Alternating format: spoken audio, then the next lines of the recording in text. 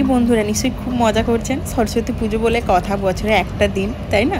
খুব মজা করুন, প্রচুর ঘোরাঘুরি করুন, প্রচুর ভালো মন্দ খাওয়া দাওয়া করুন, তবে হ্যাঁ শরীরটাকে সুস্থ রেখে সাবধানে থেকে অবশ্যই। তো হ্যাঁ, আমার আজকে মনটা একটু খারাপ, তো বুঝতেই পারছেন দেশের বাইরে থাকলে আর কি করা যায় বলুন। এই পুজোর দিনগুলো খুব খুব মিস করি, কিন্তু ঠিক আছে, সব খুঁজলে আর কী করে হয় বলুন।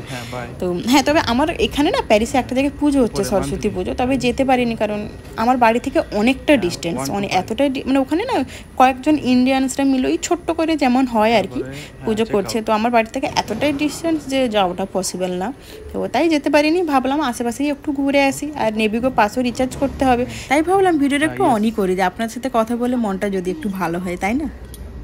তবে হ্যাঁ, সরস্বতী পূজার অনেক অনেক শুভেচ্ছা আর ভালোবাসা আপনাদেরকে। তো চলে যে নেভিগো পাসটা রিচার্জ করতে এসেছি, মানে আমরা যে ট্রান্সপোর্ট কার্ড ইউজ করি, তো সেটাই রিচার্জ করতে এসেছি, ভাবলাম একটু শেয়ার করি আপনাদের সাথে।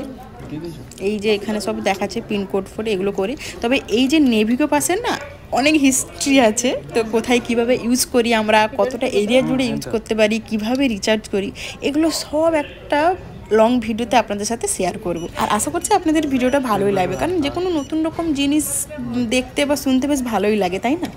রিচার্জ করা কমপ্লিট, আপাতত এই কার্ডটা লোড হচ্ছে, ব্যাস লোডিং হয়ে গেলেই আমার রিচার্জ কমপ্লিট। আপনারা খুব ভালোভাবে সরস্বতী পুজো কাটান, আর অবশ্যই আমাকে কমেন্টে জানাবেন সরস্বতী পুজো কেমন কাটলো আপনাদের।